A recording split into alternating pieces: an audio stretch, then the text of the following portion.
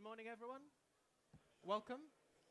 Thank you so much for joining us today, particularly because we're going to look at the way that we have developed and designed a virtual approach to deliver CIPD qualification for Rolls-Royce. My name is Joseph Grech, and I'm a senior consultant with Watson Martin Partnership, who run a number of business and L&D qualifications through the Reed Business School. I'm joined today by Brian Stanton, who is the Global Head of Product and Customer Training at Rolls-Royce, and I'll let Brian introduce himself as well. Good morning, everyone. Bit of sound always helps. I'm based in Derby, Global Head of Custom Product Training for Rolls-Royce. Rolls-Royce has two learning divisions, if you like, one focusing on customers, the other focusing on employees. So if we go to the next slide.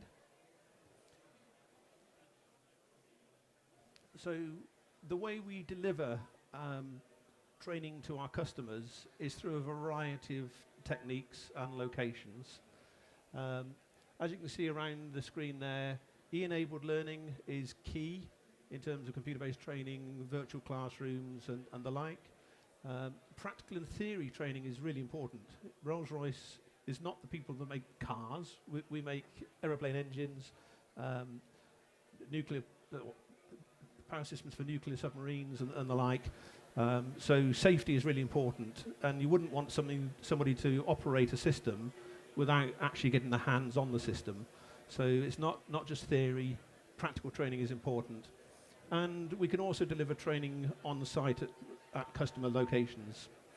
We have a variety of ways of delivering the training, whether it's coaching, consultancy, classic online webinar, simulation, and of course classrooms and workshops. So a whole variety of learning tools and techniques. Next one. Now, why do we want to work with Reed Business School and develop the capability of our own instructors? We have about 70 training instructors based around the world, and some of the key things is that more and more of our customers are looking for qualified, properly qualified trainers. In the past, people have been developed locally, internally. Professional recognition is actually pretty important now. So the professional recognition of expertise is key. Also, because my trainers are scattered all around the world, those solutions need to be globally accessible. And I want my trainers to have the same approach to learning. I don't want somebody learning one thing in one country, something else in another country, something else in another country. Standardization is important in the way they learn. Okay. One of the things we're doing with the virtual environment is it's growing. Lots of customers are really enthused and excited about being able to dip into and dip out of learning. And one of the things I want to do with the Rolls-Royce trainers was get them to learn in a new way. Okay? A lot of them are used to working in a classroom. Now we're using learning to help them learn and then deliver in a new way. Okay. The approach allows for the sharing of knowledge across the community within Rolls-Royce, but it also, as the programs develop, allows us to share knowledge with other companies as well that are on the Reed programs. And then finally, one of the things we've introduced in Rolls-Royce is what we call license to operate for our trainers. And it means what it says. It is a minimum standard that we expect people to come to. They can grow beyond that with their career development, but we're setting a very clear minimum standard. So the license to operate looks like this. It comes in two parts. The first part is all the core stuff that you'd expect a qualified trainer to have. So that includes health and safety, security, environment, quality, the core product skills, as well as the core trainer skills. The way we've structured that is that there's absolutely a core product piece. They've got to know about the thing they're teaching about. And then the second piece is the training skills, design, development, the evaluation of training needs, or identification of training needs, evaluation at the end, being professional trainers. And that's where the Reed Business School material focus comes in. On the right-hand side of that, it is then about developing the training material they're actually going to be delivering. So they need to know the product. On the next one, please. So the way that all goes together is that we've got the license to operate at the top, and then that's supported by obviously the documentation, license to operate assessment. So we actually check, have the trainers got what it takes? You know, are they operating to the right standard? If there are gaps, then we use the license to operate to identify those gaps. And then we've got a couple of approaches. One along the bottom there is the field experience to gain product knowledge and to be credible with customers. It's no good having somebody that knows about it but doesn't know how to apply it and tell the stories that are relevant. And then at the top there's what we're doing with Reed Business School, which is focused learning solutions that are globally consistent, delivered by the virtual learning environment. And Joseph's going to tell you more about the virtual learning environment in a second. And then ultimately that leads to the CIPD recognition. Okay. So in a nutshell, that's how we're using it in Rolls-Royce. It's brand new, still being deployed. Okay, so very happy to answer questions later on. Reed, sorry, Joseph. Thank you very much, Brian. So when Rolls-Royce contacted us, we were very keen in doing something a little bit more different. We didn't want to just simply use technology for the sake of using technology. We wanted to use technology that actually works. So as everything that we do at Reed Business School, we really relied on research in order to try and understand how do you really design a good and a really effective blended learning program. And when you look at the research, you actually realize that a lot of the research falls under three main categories. The first research really looks at blended learning programs being personalized, because we're all different. We've all got different work experiences. We all got different goals. So we wanted to make sure that the program that we designed was really personal to the individual. Linking on to that, the second really big chunk of research, and if you're interested in the research, right at the end we'll show you that as well. But the other thing that links into the program being personal, we wanted it to adapt to the individual. And as research shows, a really good and effective blended program is one that is not only personal, but as the learner learns, it continues to adapt with the individual. So that's the second bulk of research. Then finally, the last one is about it being manageable. And manageable for the attendees, for the learners themselves. So in things such as chunking the material, making sure that they can actually follow the material accordingly. But also in terms of the time that it takes for the person to complete the program. Because we understand that these individuals have got the regular day-to-day jobs. So this is something on top of that. So we wanted to make it manageable. And there's a lot of research around how to actually make it manageable. And in order to do that, so we looked at the research and we said, okay, well, how can we design it? And what are some of our beliefs, our principles when we go to design this? Well, first of all, we said we need a right mix of technology, as I just mentioned. We didn't just simply want to use snazzy images and cool e-learning programs, because we've seen that. We've worked with organizations that really wanted that, but we know that also, apart from the visuals and the look and feel, the content is really king at times. So we wanted to make sure that we choose the right mix of technologies, and we're going to show you how we've done that. Secondly, we wanted to give learners a lot of control. And this was a little bit challenging for us, to be fair, because bearing in mind that this is a CIPD qualification at the end that they're getting.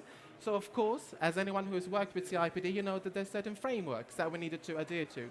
So at the same time, we wanted to make sure that we adhere to those frameworks, but we gave as much control to the individual so that we can follow these ideas in the research about the program being personalized and the program being able to adapt to the individual, and that they can manage it accordingly. So as I just said, we wanted the program to be as personal as possible. We wanted every individual to have the same learning experience, but in their own preferred way of learning. And another big thing was about provided recognition. We know that the L&D teams that Brian manages have got a wealth of experience in learning and development. And we wanted to credit that somehow. So we actually worked with CIPD to conduct a number of diagnostics based on the individual's experiences and previous qualification, and actually got them some credits. So originally, so we're already, sorry, adapting the program accordingly so that it fits with the individual depending on what they've learned before and what they use out at work.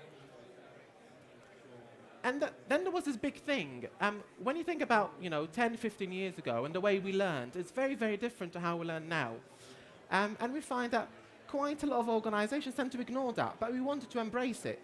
We wanted people to go out and search on Google. We wanted people to actually find information for themselves and actually use that as an advantage rather than ignoring this big fact that there's social media, there's lots of learning that happens on the go, instant learning. So how did we design this in practice? How do we actually deliver this? Well, we do a number of things. Well, first of all, when we look at delivering the program, we started off with webinars. But our webinars are slightly different. We first of all kept them to a very minimum. We identified the webinars that were compulsory, that from a CIPD point of view meant that they had to be done. But also, we have a range of optional webinars that we have recorded ourselves, some of them live and some of them recorded. And the individual can decide. But the trick here, we wanted the individual to actually decide accordingly and get some guidance. So a big, massive chunk of this is one-to-one with advisors. So every single candidate has got a one-to-one session with advisors. And they can call them in. They're all virtual. We can use WebEx. We can use Skype. And that helps the individual to understand which parts of the program, which parts of these different technologies that I'm going to mention are more suitable for their own learning needs. We also use a number of podcasts. Once again, some of them we've recorded ourselves. Some of them we have used and referenced through CIPD, Hey Group, for example, and also other organizations. We use online forums. So one main tool that we use case studies, and then individuals go online and actually have a 2-week period where they have to contribute to a discussion. They have to actively contribute to a discussion if that is the selected way of learning. And remember, to an extent, the individual agrees or not whether this is part of the learning process. For those people that are a bit more theorists, we also have workbooks. So things such as organizational development. Those of us who have covered that unit know how exciting it is with its theories. So we wanted to make sure that we give enough written information, enough literature, enough academic information to those individuals, and they get that through those workbooks. But this was the big one for us, the work-based activities. Because the way that we're different is we really try and embed these things into the workplace. Rather than having simply an academic program, we really want these individuals to use it in the workplace. And this even relates to the assessments. So for our own assessments, we don't use assignments. We can do if the individual really wants to, but we much prefer that they give us their experience and then relate it to the literature. So all of these assignments that they have to do, they're actually work-based templates that they have to fill out and work with their one-to-one advisor accordingly. And finally, we're using social media as well. So as I mentioned earlier, we wanted to make sure that people learn on the go. So one way that we use social media, for example, is if an individual has a particular question that the advisor thinks, oh, this is suitable for the entire group, they would tweet it with a specific hashtag, and all of the individuals within that group can actually get to that question and get to the answer, of course. So we're trying to make learning a lot more social on these programs. And as I mentioned earlier, the individual can choose, but being guided through that one-to-one with the advisor. So that's the way that we have designed the entire program. And all of this is stored onto our VLE. So we have our own bespoke VLE, virtual learning environment, and they can tap into any of these resources whenever they need to accordingly.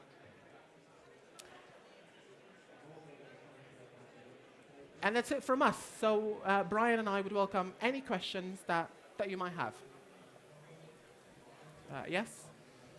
So the question is really how do you keep learners engaged through the program, bearing in mind there's so many different things that they could do? Is that happy for me to answer? Yeah.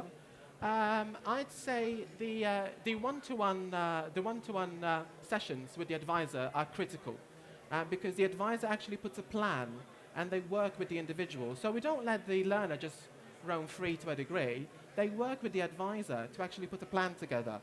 and they'll plan for the next three months or so, depending on the person, so that they have a plan when they're going to contact the advisor, what they're going to be doing in order to learn that material, and that really helps to keep people engaged. And we contact these individuals as well, so we don't just leave it entirely up to them, we follow up accordingly, and we give feedback throughout. And the other main thing is that because a lot of it is based on work-based experience, they can use that information, so they're using material that they're already engaged with, because it's something that they're doing at work.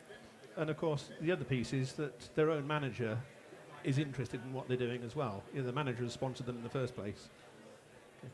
Yeah, we have another question. Sorry, I'm just going to move. So the question is about virtual classrooms. The way that we do this is entirely through a number of things. Well, first of all, through the webinars. So the webinars are all stored online, and people can then make comments accordingly. So there isn't a specific virtual place that everyone meets together, particularly because there's people from different organizations, there's people from different levels that are all interacting. So even though there's groups and cohorts, there isn't specifically a virtual classroom for everyone to attend on. And if I can add to that, I think the key thing is that not everybody can attend every single interactive session. So those can be recorded, and if somebody has to miss something because they're tied up in the classroom, they've still got that material available to follow up on. Although it would be one-to-one, one person to recorded session, at least they're not missing out. Because also it's the one-to-one advisor that will lay the plan. So if the one-to-one advisor would work with the individual and say, actually, webinars don't really work for you, you prefer reading, we can work around that. So they don't have to interact. Yeah. The question is, how long do learners have to complete the whole thing? We're fairly flexible, surprise, surprise, around that. We'd like our learners to finish it in about a year, 9 months to a year, but we're fairly flexible, so we can work with those individuals accordingly. The very maximum is 2 years. And that's the total program. Obviously, one of the things we're looking to do within Rolls-Royce, some people have already got experience and have got the credits for that, and therefore it can be much, much shorter. Okay. Yeah. So is the certification process open to external professionals? Yes. It's open to a range of organizations, and that's why we wanted it to be like that. It's one of the key things that Brian wanted as well is that the Rolls-Royce trainers and L&D professionals interact with other professionals. Yeah. So the question is about workbooks. I think we're still okay on time, yeah? The question is about workbooks and if we write them ourselves. Yes, we do. There's a team of people that actually write the workbooks depending on the expertise on a particular workbook. And then that gets sent to our marketing team who actually put it in the right format. So we write it down ourselves, and then the marketing team makes it all looking cool and snazzy. So the question is, do you have any issues with stakeholder actually moving from a more traditional approach to a virtual learning approach? If I answer that question, yes. It comes as a shock to the system, but the rationale behind using this approach is that I need them to change. And what better way than using the learning approach to help give them confidence? They are learning and they're applying at the same time. So that will build up the confidence. And it's fair to say that this is a brand new program, right? Nobody's asked the question on what are the results yet, right? We don't know. The gut feel tells us this is the right thing to do. A lot of the stakeholders, a lot of the trainers that are going through the program are really quite excited. There are some that are quite nervous because it is radically different to what they're used to. And also, if I can add to that, Brian, I think the fact that they've got the one-to-one advisor really helps because that lays the foundation. So they still have that interaction with somebody. We don't just simply drop them and say, use all of this technology. There is a one-to-one advisor that, to a degree, is kind of, helps them with the process as well. So the question is about assessment, and do you involve all of the elements in order to assess? No, we don't. Most of the assessment is work-based. So we really look for evidence in terms of what they do at work, and then they work with the one-to-one advisor and actually put that in a template for us. So these are the mediums for us to convey the information. The assessment is mostly done through a work-based activity. And the key thing from my point of view is I want to know that they can actually do something as opposed to just know about something. from myself, thank you very much for being here today and spending a bit of time with us, and I hope to see you soon as well. Thank you.